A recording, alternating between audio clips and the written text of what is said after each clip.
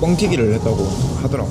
나는 우리나라 프랜차이즈 구조 자체가 좀 잘못됐다고 생각을 하는 게 2억 매출 나옵니다, 3억 매출 나옵니다. 본점 매출이 매출만 보고 들어가갖고 아무 의미가 없단 말이지. 바뀌어야 될 때가 왔습니다. 요즘에는 난 개인적으로 이제 장사는 매출 싸움이 아니라 사람을 얼마나 적게 쓸 수 있느냐, 임대료가 얼마나 저렴하느냐, 난 이거 두 가지의 싸움이라고 보거든. 그리고 여기서 하나 더 남은 거냐, 총괄 코스트잖아. 그럼 가장 좋은 프랜차이즈를 내가 봤을 때는 매출을 얼마 치느냐가 중요한 게 아니야.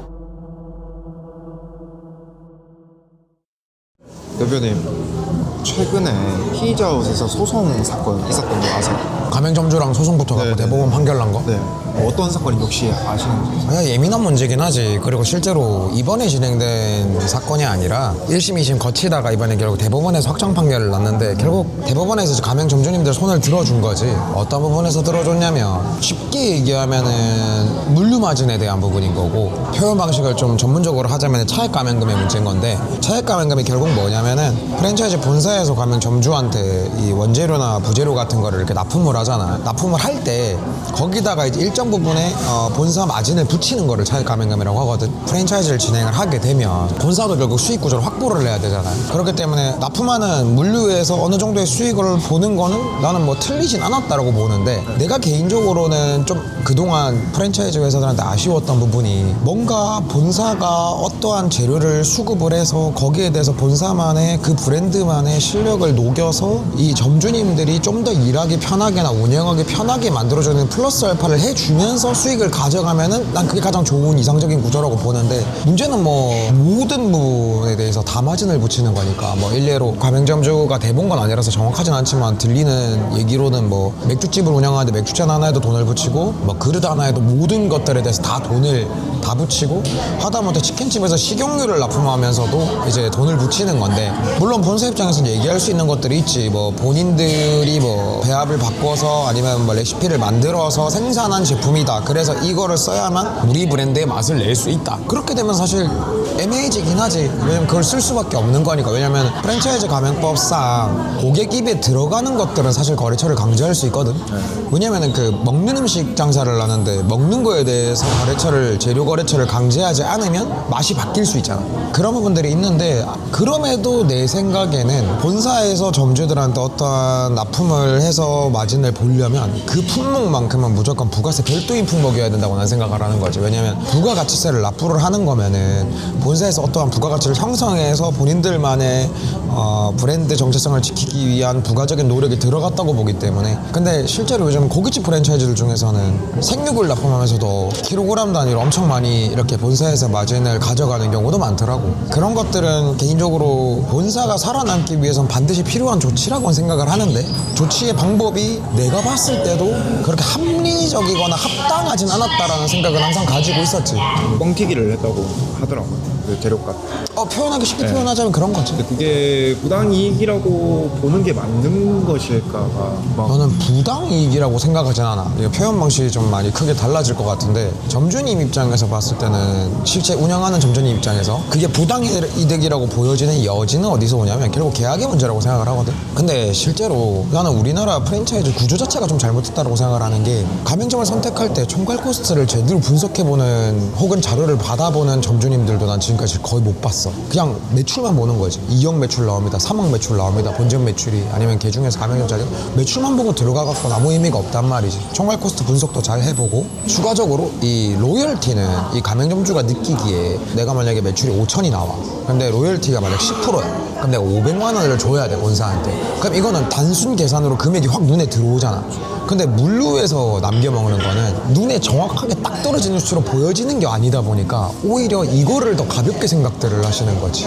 본사 입장에서도 영업을 할 때 로열티를 높이면은 다른 데보다 로열티가 높다라는 이유만으로 가맹점주들이 선택을 할 때 우리 브랜드는 논외로 놓는 경우가 많다라는 거지. 그러니까 사실 안타깝지만 정말 본사의 잘못이나 뭐 이런 것들의 문제라기보다는 프랜차이즈 구조 자체가 우리나라 좀 잘못된 것 같아. 가맹점이 엄청 잘 된 브랜드가 100개를 나갔다고 치잖아. 100개 나가면 엄청 완전 대박 난 거잖아. 근데 100개가 나갔다라고 생각을 해도 보통 로열티가 한 2% 정도야. 8천이 나온다고 치면 매장 하나당 160만 원이잖아. 100개면 1억 6천이야. 큰 돈을 버는 것처럼 보이지. 그렇지 않아. 그 브랜드, 그 프랜차이즈를 관리하고 지속성으로 꾸준하게 가져가기 위해서 본사에서 사용하는 비용도 엄청 커. 예를 들어서 100개를 관리하기 위해서 제대로 관리하는 프랜차이즈 본사 기준이야. 100개를 관리하기 위해서 본사 인원을 몇 명을 채용해야 될까?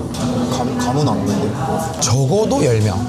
근데 더해서 슈퍼바이저도 실제로는 매장 5개에서 7개 사이에 한 명씩은 배정을 해놔야 돼. 현장 슈퍼바이저도. 근데 물론 그렇게 하는 프랜차이즈 본사가 진짜 없긴 해. 남을 수가 없거든, 그렇게까지 하면. 그런데 이런 것까지 보면 이 로열티만 가지고 본사가 돈을 번다 라는 것까지 가기에는 말이 안 돼. 왜냐면 이 100개 나가는 것도 진짜 미친 듯이 대박 났을 때 기준인 거잖아. 그러면은 10개 정도 나갔다고 쳐. 그럼 한 달에 1,600만 원 로열티로 들어오는 게 진짜 매출이 8천만 원씩 시켜도 모든 가맹점이 10개 나갔을 때 1,600만 원 들어오는데 그 1,600만 원으로 뭘 할 수 있냐라는 거지. 그리고 이제 그 구조가 이번 대법원 판결을 통해서 이제 바뀌어야 될 때가 아닌가라는 생각도 하는 거지. 대기업을 상대로 저희 그 가맹 점주님들이 승소하는 게 없지. 거의 없어. 100번 붙으면 한 번 이길까 말까 한데. 그래서 제가 알기로는 다른 프랜차이즈 업체들도 지금 엄청 날 거야. 나는 개인적으로 올해 많은 프랜차이즈 본사와 가맹점주님들 사이의 소송이 지속적으로 일어날 것 같고, 이번에 대법원 판결이 외식업자들에게 주는 충격이 좀 크지. 나는 개인적으로 잘 됐다고 봐. 물론 피저 관계자분들이 이 영상을 보신다면 싫어하실 수도 있겠지만은 저는 개인적으로 이번 판결은 굉장히 좋은 판결이었다고 생각을 합니다. 왜냐면 이제 우린 국내 프랜차이즈 업계도 바뀌어야 될 때가 왔어요. 정말 잘 아시는 대표님들이나 회장님들은 이미 구조적으로 개선을 작년부터 들어가고 계셨고 바뀌어야 될 때가 왔습니다. 조금 더 그 어떤 구조로 바뀌어야 될지 한번 말씀해 주세요. 이건 그냥 내 개인적인 생각이니까 차라리 물류마진을 포기하고 로열티를 상승하는 쪽으로 시장이 바뀌어야 된다고 난 생각을 하고, 그리고 만약에 물류마진을 하시려고 하시면 기본적으로 점주님들이 운영하기에 뭔가 플러스 알파적인 요소를 본사에서 만들어서 납품하면서 물류마진을 봐야 된다고 난 생각을 해. 대신에 그 제품들은 반드시 부가세가 붙는 제품들로. 요즘에는 난 개인적으로 이제 장사는 매출 싸움이 아니라 사람을 얼마나 적게 쓸 수 있느냐, 그 다음에 임대료가 얼마나 저렴하느냐, 난 이거 두 가지의 싸움이라고 보거든. 그리고 여기서 하나 더 남은 거냐, 총괄 코스트잖아. 그럼 가장 좋은 프랜차이즈를 내가 봤을 때는 매출을 얼마 치느냐가 중요한 게 아니야. 총괄 코스트가 앞자리가 4자가 일단 안 지켜야 된다. 물론 본사 직영점 기준이 아니야. 아무 때나 찍어봐서 자료를 요청했을 때 총괄 코스트가 앞자리가 4자리가 넘어간다. 그럼 돈 벌기 힘들어. 진짜 맥스로 봐도 39%까지는 봐야 돼. 그런 프랜차이즈는 없지 않나요, 사실? 아야, 찾아보면 있긴 있어. 많지 않을 뿐인데. 그리고 두 번째로는 인건비 포지셔닝도 본인 인건비를 넣지 않은 상황에서 4대 보험 포함해서 20% 극초반까지는 뺄 수 있어야 돼. 솔직히 말하면 난 19%까지라고 얘기를 하는데, 왜냐면 본인 인건비가 빠졌기 때문에 본인 인건비를 넣지 않은 상황에서 19% 정도까지 맞출 수 있어야 되고, 임대료 비율도 실제로 내가 선택하고자 하는 그 프랜차이즈를 봤을 때 내가 들어가는 상권 대비 나올 미니멈 한 매출액이 있잖아. 그럼 예를 들어서 이 브랜드를 가져다가 내가 장사를 시작하면은 한 달 매출이 한 5천밖에 안 나올 것 같아. 그랬을 때는 무조건 10% 미만으로 맞춰야 된다. 그러면 사실 돈을 벌 수 있어. 점주님들이 뭐 예를 들면 총괄 코스트가 30%대가 나오고 인건비가 자기 인건비 빼고 19% 나오고 그 다음에 임대료가 10% 미만 나온다. 그러면 정말 돈 벌 수 있어. 근데 그런 브랜드를 찾아야지 단순하게 눈에 보이는 고점 매출액만 보고 아무것도 분석하지 않고, 아니면 찔끔 분석해보고 저기가 잘 되니까 나도 저 정도 되겠지 하고 들어갔다가는 박살나기 부지기 쓰고 매출이 나오더라도 실제 남는 돈이 되게 적을 수도 있다라는 거지. 근데 요즘 차를 하는 목적은 엑시트가 아니에요. 그러니까 문제인 거야. 왜 그러냐면 이제 좀 너무 좋은 지적이거든. 근데 이걸 반대로 놓고 보자. 우리가 누군가한테 상품을 팔아야 돼. 그러면 그 상품을 팔 때 그 상품이 매력적으로 보여야겠지. 그럼 그게 매력적으로 보이려면 우리는 이 상품에 대해서 돈을 많이 벌고 있어야겠지. 그러면은 푸차에서 애진작의 엑시트가 목표인 푸차라면은 마진을 더 붙이는 거야. 수익성이 더 좋게 보여야 되니까. 그러니까 요즘에 솔직히 말하면 제가 상호는 언급하지 않겠습니다만 제가 몇 군데 잘된 고깃집들 진짜 요즘 본사분들 좀 너무하신 건 맞아요. 왜냐면 어떻게 고깃집에서 고기 코스트만 40% 나오고 뭐 총괄 코스트가 45% 48% 나오고 그랬는데 점주들이 어떻게 돈을 법니까? 진짜 그렇게 하시면 안 돼요. 매출 1억 찍어도 10%가 안 남는데요. 세후에 7% 5% 남는데요. 앞으로는 좀 바뀌어 가야 된다고 저는 생각을 합니다. 이 영상을 바라보시는 많은 프랜차이즈 본사 관계자분들께서 이제는 좀 바뀌어야 될 때가 오지 않았나, 기존처럼 운영하면 안 되지 않나 라는 저의 작은 생각을 좀 말씀드립니다.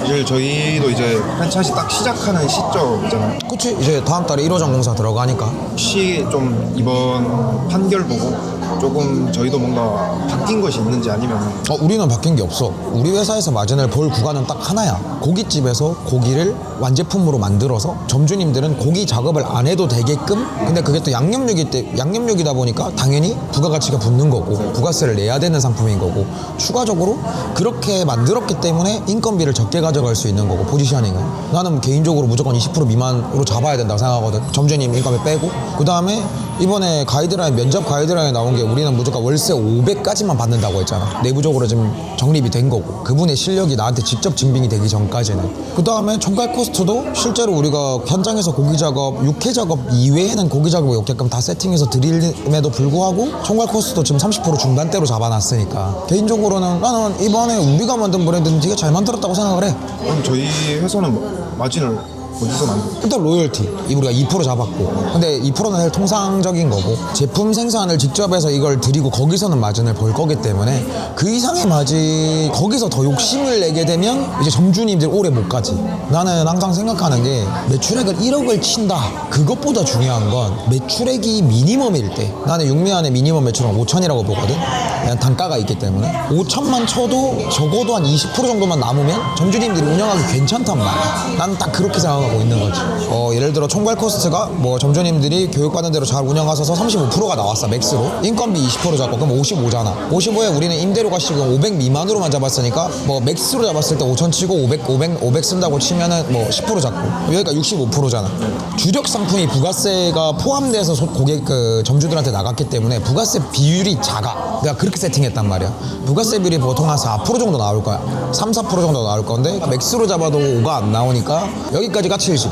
근데 아마 제대로 하면 한 65 정도 나올 거야, 내 예상에. 65. 근데 65인데 이제 여기서 공과금, 뭐 종합소득세, 그 다음에 판매 관리비, 그 다음에 마케팅비, 로열티 다 해가지고 난 한 10% 정도 보거든. 10에서 많으면 한 13%? 그럼 이거 합치면 80% 정도에서 심화가 되는 거지. 나는 그렇게 보고 있어. 그러면 지금 피차가 이제 어디까지 진행이 된 상황이에요? 정확히? 내부 교육 클럽 이번 주면 끝나고, 그 다음에 내부적으로 레시피 매뉴얼은 이미 다 돼 있었던 상황인 거고, 공장에서 육미안에 맞춤 제품 개발돼서 이미 재고 축적하고 있고, 면접만 보면 돼. 나는 딱 3가지 큰 제한사항을 걸어놨는데, 면접 볼 때? 사람을 볼 때? 첫 번째, 돈 놓고 돈 먹기를 바라는, 예를 들어서 저는 음식 장사가 오토는 없다라고 생각하기 때문에 오토 매장 굴릴 것 같은 분들은 안 받을 거고, 두 번째는 외식업에 대해서 경험이 없는 건 괜찮아. 물론 프랜차이즈 운영 경험이나 자기 식당 운영 경험이 있는 사람들은 당연히 더 높은 점수를 주겠지만, 뭐 그렇다고 해서 프랜차이즈라는 데 경험이 없다, 이것까지도 괜찮아. 다만 실제로 일을 시켜볼 거야. 단순하게 뭐 이 정도만 교육받아도 됩니다 이런 거 안 할 거야.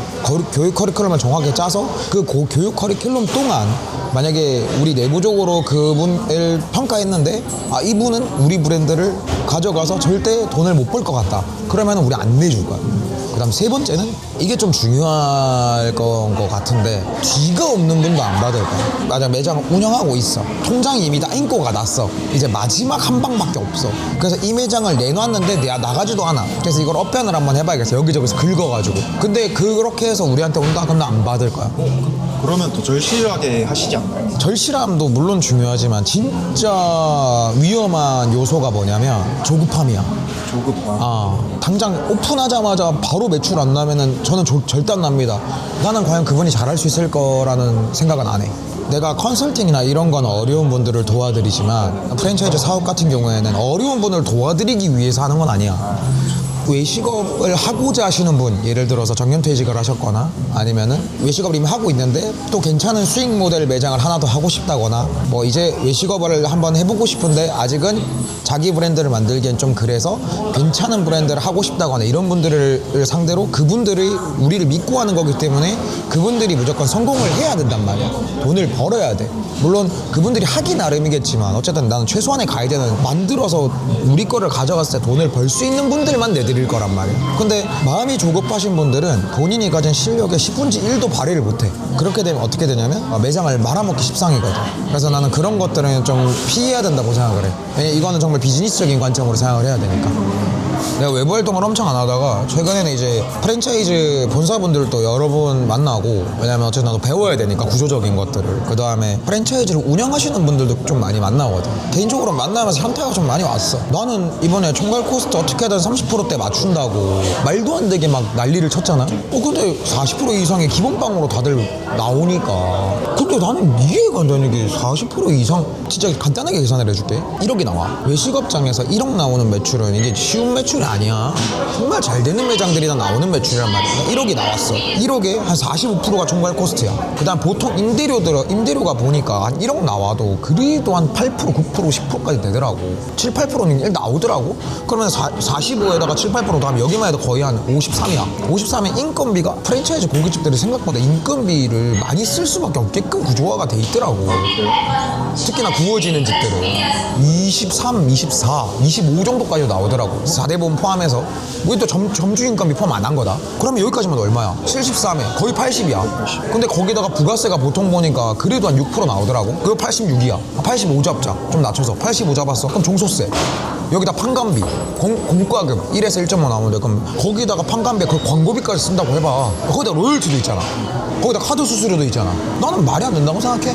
진짜 점주님들이 저희를 선택하라고 말씀을 안 드립니다. 왜냐면 저희는 어차피 저희 걸 하고 싶어도 제가 아무나 함부로 내주지 않을 거기 때문에. 그래도 어쨌든 점주님들이 가맹점을 선택하실 때 본사 직영점이나 잘 되는 가맹점의 매출 스코어만 좀 보지 마시고 그 자료를 딱 받아보세요. 총괄 코스트부터 시작해서 뭐 임대료가 실제로 얼마 나오는지 그 가게 점주라도 찾아가셔서 한번 물어보세요. 주 동네에 실제로 어떻습니까 하고 많이 신중하셔야 된다고 생각을 해요. 이거 또 하나 말씀드리자면은 솔직히 공사할 때도 많이 남겨 먹습니다.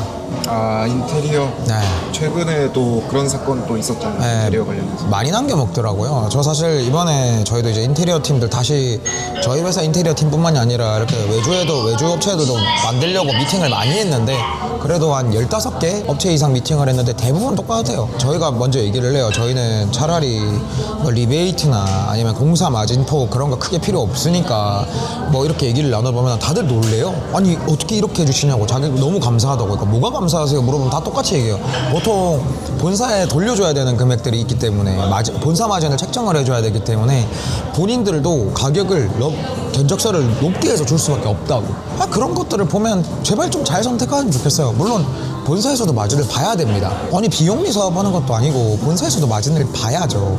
다만 점주님들이 결국에는 선택을 하는 거잖아요. 그 선택을 할 때 항상 신중하게 선택을 하셨으면 좋겠어요. 잘 되는 면만 보지 마시고 안 됐을 때 어떻게 되냐, 그게 더 중요한 것 같아요. 장사는 김영철이었습니다.